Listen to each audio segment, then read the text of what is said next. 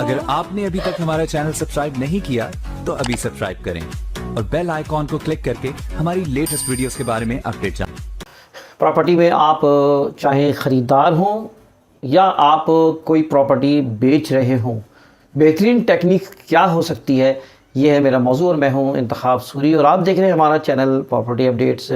तो जब हम प्रॉपर्टी की बात करते हैं तो ज़ाहिर है कि कामयाबी किसी भी प्रॉपर्टी के काम करने वाले के लिए ही नहीं बल्कि कोई ख़रीदार अगर कोई प्रॉपर्टी ख़रीद रहा हो, ख़ास तौर पे वो, और जो प्रॉपर्टी अपनी बेच रहा हो, बेचना चाह रहा हो, ये आम उस फ़र्द की बात है जिसको प्रॉपर्टी के हवाले से बहुत ज़्यादा उसको सूझबूझ नहीं है या प्रॉपर्टी के हवाले से वो उसको तजर्बा नहीं है। तो ज़ाहिर है कि ये वीडियो उन लोगों के लिए ख़ास तौर पे है कि वो अगर इन पॉइंट्स को ध्यान में रखेंगे तो एक अच्छी डील बना सकेंगे। Either you are a seller और यू आर अ बायर। तो आज हम बात करते हैं इसी मौजू पर कि आप अगर किसी प्रॉपर्टी को ख़रीदना चाह रहे हों या कोई प्रॉपर्टी बेच रहे हो तो क्या टेक्निक होनी चाहिए। मतलब सबसे पहले तो मैं आपको ये बताता चलूँ कि जब भी आप कोई प्रॉपर्टी बेचेंगे तो ये असल में नेगोशिएशन है, किस तरह आप करेंगे, किस तरह आप डील करेंगे कि ये एक कामयाब डील किस तरह बनती है, ये आपको मैं बताना चाह रहा हूँ। अच्छा, सबसे पहले तो ये कि मैं आपको बताता चलूँ कि कभी भी कोई प्रॉपर्टी आप ख़रीद रहे हो ना या बेच रहे हो, दोनों के लिए बात है कि आप जल्दी ना करें। प्रॉपर्टी में जो लोग जल्दी करते हैं वो कहीं ना कहीं मार खा जाते हैं, क्योंकि जल्दी करने से आप अपने पॉइंट्स लूज़ कर रहे होते हैं। आप नेगोशिएशन करने में बड़ा तहम्मुल से और सुकून से बात किया करें। अच्छा, हमेशा ज़हन में रखें किसी भी आप जब कोई नेगोशिएशन करने जाएं, आप मिसाल के तौर पर कोई प्रॉपर्टी ख़रीद रहे हैं, मैं मिसाल एक ले लेता हूँ। जैसे कोई एक अपार्टमेंट है जो कि आपने ख़रीदना चाह रहे हैं। आप उस अपार्टमेंट की कीमत मिसाल के तौर पे मार्केट वैल्यू 75 लाख रुपए है। तो 75 लाख अगर वैल्यू है तो आपकी जीत ख़रीदने वाले की ये है कि वो ज़ाहिर है कि वो कम ले ले, वो 75 लाख की चीज़ जो है वो 70 लाख में ले ले। 70 क्या, और जीत उसकी ये है कि वो 65 लाख में ले ले, 60 लाख में ले ले। होता कम है लेकिन हो भी सकता है। कैसे? इसी तरह अगर हम बात करें कि आप प्रॉपर्टी कोई बेचना चाह रहे हो और आप एक अच्छी डील बनाना चाह रहे हो, आप कह रहे हैं कि नहीं यार मैं 70 नहीं, 75 नहीं बल्कि 80 लूँगा, तो ये एक अच्छी डील करने का तरीक़ाकार होते हैं जिसके ऊपर मैं आपसे बात कर रहा हूँ। तो अगर मैंने मिसाल दी कि अगर कोई प्रॉपर्टी है वो उसकी वैल्यू तकरीबन 75 लाख रुपए है, तो आप जब ख़रीदने जाएंगे तो आप मिलकर मुलाकात करके सबसे पहले आपने उस प्रॉपर्टी के बारे में जानना है कि ये प्रॉपर्टी वाकई लीगल है कि नहीं है। एक अमूमी जायज़ा लेना है, ज़रूरी नहीं है। ज़ाहिर है किसी भी प्रॉपर्टी की डील बनाने के लिए आपको डॉक्यूमेंट्स जब तक ही नहीं देखेंगे, उसको वेरीफाई नहीं करवाएंगे तो आप जान नहीं सकते कि ये डील आप सही करने जा रहे हैं। अब हम मिसाल के तौर पे कोई मैंने प्रॉपर्टी का जिक्र किया, स्कीम 33 में कोई अपार्टमेंट है जिसकी मैं अगर मिसाल ले लूँ, बात कर लूँ, तो वो अब आप देख रहे हैं कि वो डिमांड वो कर रहा है 80 लाख रुपए, जिसको बेचना है 70-75 लाख रुपए का, तो 80-85 की डिमांड करेगा। तो वो उसने मिसाल के तौर पर 80 या 85 की डिमांड की। अब आप जब वो प्रॉपर्टी देखने गए या जब वो चीज़ें गए तो आपने ये नहीं कि आपने कोई अपनी ऑफ़र वहीं रख दी। आप पहले देखेंगे, सोचेंगे, मशवरा करेंगे। कभी भी कोई चीज़ ख़रीदने में बग़ैर मशवरे के आप कोई प्रॉपर्टी चाहे बेचें चाहे ख़रीदें, मशवरा ज़रूर करें, मार्केट ज़रूर देख लें, एक जजमेंट ज़रूर कर लें, क्योंकि माजी में ये होता रहा है कि लोगों ने अपनी प्रॉपर्टी छुप कर जल्दबाजी में बेच दी और बताए बग़ैर बेच दी, बाद में पछताते रहे कि यार मैं ये काश नहीं बेचता। तो बाद में फिर पछतावे से बेहतर ये है कि पहले आप कोई भी चीज़ बेचने जा रहे हो तो उसकी मार्केट चेक कर लें। इसी तरह ख़रीदार और सेलर दोनों के लिए है कि वो पहले अपनी बेचने वाली चीज़, सेलर है वो भी चेक कर ले कि भाई जो बेचने जा रहा है ऑफ़र सही लगाई नहीं लगाई। मालूम चला कि एक चीज़ अगर 70 लाख की है तो उसने मालूम चला कि वो 50 लाख की बेच दी, 60 लाख की बेच दी, क्योंकि उसको मार्केट का पता नहीं था और बाद में वो अफसोस कर रहा है। तो दोनों ख़रीदार के लिए, बायर के लिए, अपनी किसी भी ज़रूरत को पूरी करने के लिए फ़र्स्ट ऑफ़ ऑल वो अपनी मार्केट को जज करेगा, देखेगा। अच्छा, जब आप किसी से डील करने जाएं तो आपको मार्केट का अंदाज़ा कैसे हो, ज़ाहिर है कि वहाँ पे आप एजेंसी दे सकते हैं। मिसाल के तौर पे मैंने जिक्र किया, अगर कोई स्कीम 33 का ये अपार्टमेंट जिसको आप ख़रीदना चाहते हैं तो उसके लिए फिर आप वहाँ मार्केट चेक करेंगे कि मार्केट में सबसे अच्छा ये कि स्टेट एजेंसी खुली हुई हैं, वहाँ जाएंगे, वहाँ चेक करेंगे कि भाई ये इस चीज़ की वैल्यू कितनी है। नाम लेने की ज़रूरत नहीं है, एक अंदाज़ा बता सकते हैं कि ऐसी और ऐसी चीज़ है, उसकी मार्केट वैल्यू क्या है। तो फिर आप जब ये जाएंगे तो आपको डील करना आसान होगा। जब आप बात करेंगे तो आप हमेशा याद रखें, जब प्रॉपर्टी ख़रीदें तो आप को बहुत ज़्यादा इंटरेस्ट शो नहीं करना। यानी इसकी मिसाल ऐसी ही है कि जैसे आपने कोई कपड़ा ख़रीदने जाए मार्केट में, तो मैं अपनी वाइफ से कहता हूँ कि जो चीज़ तुम्हें पसंद आ रही हो ना, कपड़ा है या कोई भी चीज़ खरीदो, तो उसके सामने तारीफ़ ना करें कि आपको पसंद है, बल्कि थोड़ी बुराई कर दे कि भाई इसमें नुक्स है, इसमें फला है। जो चीज़ ख़रीदनी है उसकी तारीफ़ ना करें उसके मुंह पे ना।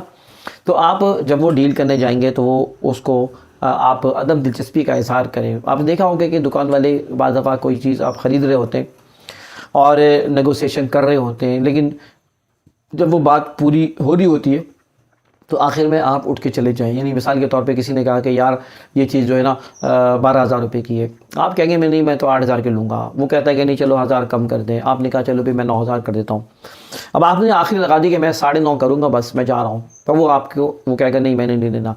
आप जब एक मीटिंग पॉइंट चलो वो 500 रुपये उसने ऊपर कर दिए, नीचे और कर दिए, बात 1,000 की फिर भी फ़र्क रह गया। अब आप उठ के चले जाएँ, आपने अपने अड़ जाना है 950 को, आपने 9,500 की लेनी है, आप उठ के वहाँ चले जाएँ। तो बाज़ दफ़ा ये होता है कि दुकानदार आपके पीछे आ जाता है, कोई बच्चे को भेज दे, जाओ बुला के लाओ ये ले लो। यही काम प्रॉपर्टी में भी होता है कि जब किसी प्रॉपर्टी की आप करेंगे तो ऑफ़र आप करें गिरी हुई ऑफ़र, यानी बिल्कुल नीचे। और अब 85 लाख की उसने डिमांड की है, आप 60 लाख बोल दें, ठीक है ना। हालांकि 60 लाख की वो वैल्यू नहीं है, वर्थ नहीं हो सकती, आपको पता है, लेकिन बात ओपन करने के लिए ज़ाहिर है कि कोई आप ऑफ़र तो करेंगे, और जो ऑफ़र करता है इसका मतलब है सीरियस होता है। जो भी सेलर है वो इस बात की कदर करे कि अगर कोई प्रॉपर्टी सेल हो रही है और कहीं से उसको कोई ऑफ़र आ रही है तो इसका मतलब ये कि यह है कि वो ही इज़ सीरियस और you should talk with him. तो इसलिए आप उसके बाद बात कर सकते हैं। तो आप हमेशा एक ऐसी ऑफ़र करेंगे जो कि हम कहते हैं कि बिल्कुल बॉटम लाइन की ऑफ़र करेंगे, जिसके पे वो तैयार यकीनन नहीं होगा कि आपने अगर इत्तेफाक की बात नहीं आपने कह दिया, आपके जहन में कि 70 लाख की डील होगी और आप जो है वो उसको पहले से 70 लाख बोल दें, तो फिर वो तैयार हो जाएगा फ़ौरन, या वो आपको ऊपर ले आएगा, लेकिन आपको अफसोस होगा कि यार काश मुझे जो है ना मैं कम की बात करता। तो लिहाजा हमेशा जब ऑफ़र करें तो वो उसके नीचे का, आपने 60 की ऑफ़र कर दी और इसके बाद जो है ना आप ये भी शो करें कि यार मुझे कोई दूसरी प्रॉपर्टी मिल रही है, ठीक है, इसके आसपास मिल रही है। जब सेलर को पता चलेगा कि यार बायर के पास कोई और ऑफर्स भी है, कोई और अपॉर्चुनिटीज़ भी है, तो वो थोड़ा सा झुकेगा, वो करेगा। इसी तरह अगर आप सेलर हैं, कोई प्रॉपर्टी बेचने वाला है कि जिसने वो 85 की डिमांड की है, तो अब वो ये अपने आप को शो करेगा, अपनी चीज़ की खूबियाँ बताएगा, बेहतरी बताएगा, उसके डॉक्यूमेंटेशन के बारे में बताएगा। उसका काम ये है कि वो अपनी चीज़ों को मज़बूत और अच्छे अंदाज में बताए, जबकि जो बायर होगा वो उसके नकाइस निकालेगा और उसके नेगेटिव पॉइंट बताएगा। तभी तो एक बात बनती है किसी भी एक सक्सेसफुल डील के लिए ज़रूरी होता है। अच्छा, अब आप जब ये महसूस कर लें कि आपने उसको कह दिया है 60 लाख रुपए, तो फिर आप वहाँ से उड़ जाएं। ज़रूरी नहीं है कि आप उसको वही डील क्लोज़ करने की करें। देखें, किसी प्रॉपर्टी में लाखों की प्रॉपर्टी है, करोड़ों की प्रॉपर्टी है, उसमें जो है ना वो कोई भी डील जो है वो उसमें वक्त लगता है, उसमें टाइम लगता है, उस वक्त देर एंड देयर ऑफ़र नहीं की जाती। हाँ, बाज़ार चांस के सौदे होते हैं मार्केट में, लेकिन आपको इतना एक्सपर्ट होना चाहिए कि आप घंटों में, मिनटों में, सेकंडों में फ़ैसला कर लेते और वो चीज़ उठा लेते और आपको फ़ायदा हो जाता है। एक बात आपको बड़ा एक ज़रूरी है कि आप एज ए जो भी प्रॉपर्टी सेल कर रहा है वो देखे कि यार आगे जो बंदा है, जो बायर है, उसकी नीड क्या है, वो क्या चाहता है। इसी तरह जो सेल करने वाला है, जो प्रॉपर्टी सेल करने वाला है, वो उसकी नीड देखे कि उसकी नीड क्या है। अच्छे समझदार जो डील करने वाले होते हैं वो जज करते हैं किसी भी पार्टी को कि किस तरह और क्या चीज़ें हैं। अच्छा, अब आप जब हम बात करेंगे तो उसमें आप एक दो बातें और भी बड़ी अहम है जिसको आप जहन में रखें। ये बड़े काम की बातें हैं, बड़ी अहम बातें हैं। ये नेगोशिएशन की जिसकी मैं बात कर रहा हूँ, ये सिर्फ यहाँ का मामला नहीं है कि किसी प्रॉपर्टी में आप नेगोशिएट कर लें तो किसी भी आपकी नेगोशिएशन आपके काम आ सकती है। सौदा करते हुए हमेशा जहन पड़े, सही ना। आप जो है ना आप बायर का जहन पड़े कि बायर का मिजाज किस तरह है, उसकी जेब में ताकत कितनी है, वो उसके पास कैश की सूरत हाल क्या है। इसी तरह सेलर भी देखेगा, तो दोनों एक दूसरे को पढ़ेंगे, एक दूसरे का जहन पढ़ेंगे तो उससे अंदाज़ा होगा। बाज़ दफ़ा ऐसा होता है कि अच्छा ये चीज़ें एकदम पता नहीं चलती है। ये चीज़ें जब गुफ्तगू शनीद होती है, जब तबादला ख्याल होते हैं, जब मीटिंग्स होती हैं, जब गुफ्तगू होती है, तो फिर ये एक दूसरे को खुलता है। देखिए, याद रखें, प्रॉपर्टी में कोई भी अपनी मुट्ठी नहीं खोलता, कोई भी अपनी मुट्ठी नहीं खोलता। सेलर भी नहीं खोलता, बायर भी नहीं खोलता। मिसाल के तौर पे अगर सेलर के माइंड में था कि मैंने बस इसको जो है ना 70 पे लॉक करना है, तो 70 पे लॉक करने के लिए वो बताएगा नहीं, वो अपने एजेंट को भी नहीं बताएगा वो अपने जहन में रखेगा। एजेंट पूछेगा तो अक्लमंदी का तकाज़ा ये है कि अपनी बॉटम लाइन वो 75 बताएगा। कितनी बताएगा? 75 बताएगा, हालांकि वो 70 पे तैयार होगा उसका माइंड में। तो एक तो माइंड सेट कर ले। इसी तरह जो बायर होगा वो भी मुट्ठी नहीं खोलेगा, यानी वो भी अपनी दिल की बात नहीं बताएगा, क्योंकि यही चीज़ नेगोशिएशन में उसके काम आएगी। तो आप ये जजमेंट जो है ना, ये बड़ी देखनी पड़ती है, उसमें बॉडी लैंग्वेज का बड़ा काम है, कई चीज़ें हैं, आगे मैं इस पर बात करता हूँ। इसी तरह ये भी हो सकता है कि कोई शख्स अगर कोई प्रॉपर्टी सेल कर रहा हो तो जो बायर है उसको उसकी साइकी समझे, या आप अगर एजेंट भी बीच में काम कर रहे हो, ये उनका काम होता है कि ये साइकी पढ़े, उसको उसकी उसकी क्या इसकी सोच है उसको रीड करे और उसको सपोर्ट करे जो बायर है। अच्छा, अब यहाँ पर होगा ये कि वो या तो मजबूरी में बेच रहा होगा, तो मैं नहीं कहता किसी की मजबूरी से फ़ायदा उठाए, लेकिन बाद दफ़ा ऐसा भी होता है कि उसकी मजबूरी में कोई काम उसका हो रहा होता है। एक काम ये भी होता है, बाद दफ़ा परसों की बात है, एक डील हो रही थी तो एक शख्स ने अपनी प्रॉपर्टी में 4-5 लाख 10 लाख रुपए कम कर दिए। वजह यह कि बाद दफ़ा ऐसा होता है कि प्रॉपर्टी की डील में कि वो जो सेलर होता है उसको फ़ायदा कहीं और हो रहा होता है, वो 10 लाख रुपए कहीं नुकसान कर रहा होता है ना। तो दो बातें होती हैं, या तो उसको कोई और चीज़ मिल रही होती है जहाँ पे उसको 40 लाख का फ़ायदा हो रहा होता है, तो लिहाजा ऐसी प्रॉपर्टी में अच्छी सक्सेसफुल डील हो सकती है कि वो उसको जो 40 लाख रुपए का फ़ायदा होने वाला है वो 10-12 लाख रुपए कम कर देगा और ये आपको फ़ायदा हो जाएगा। और सेलर भी ये बात को समझता है कि वो अपनी किसी प्रॉपर्टी को सेल करने जा रहा है तो उसको फ़ायदा कहाँ होगा, या बाद दफ़ा ऐसा होता है कि उसने कोई एग्रीमेंट किसी से किया होता है, उसको पेमेंट देनी होती है, अगर वो पेमेंट नहीं देता तो वो डिफ़ॉल्टर हो जाएगा। तो लिहाजा वो, अब ये आपका काम है, उस ख़रीदार का काम है कि वो किस तरह जज करे, उसका जहन पड़े, उसकी सोच को जाने, उसकी ज़रूरियात को जाने, उसके नीड को जाने कि इसका मसला है क्या। ये सारी बातें जब इंसान डिस्कशन कर रहा होता है उसके बारे में ये सारी बातें सामने आ रही होती हैं कि महसूस कर सकता है कि ये उसकी गुफ्तगू में ये पता चल जाएगा कि वो बेचने का कितना ख्वाहिशमंद है, वो कहाँ तक बॉटम लाइन पर आएगा, वो कहाँ तक इस प्रॉपर्टी की डील बना सकता है। तो ये अच्छे ख़रीदार की पहचान है, या जो लोग इसमें काम कर रहे हैं वो इस चीज़ को अच्छी तरह पढ़ भी सकते हैं। एक दो बातें, चंद बातें और मैं बड़ी अहम बता दूं, जब भी आप नेगोशिएशन कर रहे हों तो आपकी मुशाहिदा बड़ा काम आएगा। आप मुशाहिदा करें, ऑब्ज़र्व करें चीज़ों को, आपको पता चल जाएगा। सेलर बायर एक दूसरे को ऑब्ज़र्व करेंगे तो ये उनकी जीत होगी। साथ साथ सवालात करेंगे, सवालात के नतीजे में आपको पता चलेगा कि इन सवालात के नतीजे में क्या जो है वो एक दूसरे की ज़रूरत को पता चलेगा, सेलर की अपनी पता चलेगा, बायर की क्या कमज़ोरियाँ हैं, बायर अपनी सेलर की कमज़ोरियों को जज करेगा और इसके बाद एक अच्छी नीड बनती है। इसी तरह आप मिजाज का भी नोट करें कि बाद दफ़ा ऐसा होता है डीलिंग में करने में मिजाज, आपने कोई तल्ख बात कह दी, आपने कोई बुरी बात कह दी, इससे क्या होगा कि वो सौदा ख़राब हो सकता है। इसी तरह हमारे जो लोग काम कर रहे हैं वो भी देखें कोई ऐसी बात न कह दें, तंज़ वाली बात, ताने वाली बात, कोई बढ़ाई वाली बात, कोई फेटी वाली बात, कोई ऐसी बात अपने आप को बड़ा बड़ा करके दिखा रहे हैं। भाई देखिए, असल क्या है कि आप जो चीज़ किसी प्रॉपर्टी को ख़रीदने जा रहे हैं ना, आपका मकसद क्या है, उस प्रॉपर्टी को हासिल करना। आप अगर गलत बात करेंगे, आप उल्टी सीधी बहस करेंगे, उसको तपाएंगे, तो सेलर सोचेगा यार ये तो ऐसा बदतमीज़ आदमी है, मैं इससे क्या बात करूं। अब वो पता नहीं किस मिजाज का होगा। तो इसीलिए कहते हैं कि आप उसकी मिजाज का भी ज़हन में रखें और छोटी मोटी बातों को ना करें, तंज ना करें, छोटी बातों ना करें, जिससे बड़े सौदे ख़राब होते हैं। जो बायर है, जो सेलर है, एक बात जहन में रखें, मकासद होते हैं। आप मकासद को सामने रखेंगे और वही प्रायोरिटी उसकी बनाएंगे तो आप कभी नाकाम नहीं होंगे। एक शख्स जिसने अपनी प्रॉपर्टी सेल करनी है तो उसका मकसद सेल करना है, उसको इससे कोई सरोकार नहीं है कि ख़रीदार किस मिजाज का है, किस मज़हब का है, या किस सोच का मालिक है, वो मोटा है, काला है, पीला है, मतलब उसको किसी चीज़ की तंज करने की ज़रूरत नहीं है। अपनी आपकी सक्सेस क्या है, अगर वो बात कोई कहता भी हो तो कहते हैं ना कि कस्टमर इज़ ऑलवेज़ राइट। तो जो कस्टमर है, बायर है, वो कस्टमर है आपका ना। आप चाहे इन्वेस्टर हो, आप चाहे प्रॉपर्टी की सेल कर रहे हो किसी भी ऐसे से, तो कहते हैं ना कि कस्टमर इज़ ऑलवेज़ राइट। तो आप जब किसी प्रॉपर्टी को सेल करेंगे तो आप उसकी तल्ख बातों को भी बर्दाश्त करना पड़ेगा, उसकी ख़राब बातों को बर्दाश्त करना पड़ेगा, उसकी बुरी बात को भी बर्दाश्त कर लेंगे, इसलिए कि वो जो आप ख़रीदार आया है वो, आप कहते हैं ना कि अल्लाह की रहमत होती है, बायर जो अल्लाह की रहमत होती है। बाज़ दफ़ा लोग ये भी मैं कहता हूँ कि बाज़ दफ़ा लोग ना बेच के भी पछताते हैं कि यार काश मैंने बेच दिया होता।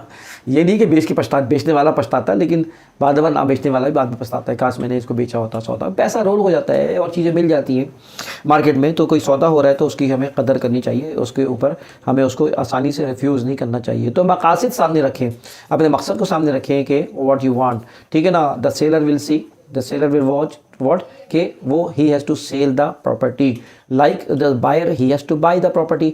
ये एक उसूल बन गया दोनों के लिए। तो ये मकासद जब सामने होंगे ना तो ये छोटी मोटी बातें हिच हो जाएंगी। अच्छा, आप हमेशा ध्यान में रखिए कि जब नेगोशिएशन कर रहे हो ना तो बहुत ज़्यादा बोलना कामयाबी नहीं है। जो लोग ज़्यादा बोलते हैं ना वो कोई ना कोई अपनी कमज़ोरी, अपना नुक्स बता देते हैं। और जज करने वाला समझदार अगर हो तो वो जज करता है कि बोल रहा है वो अपनी कमज़ोरियाँ खुद बता रहा होता है।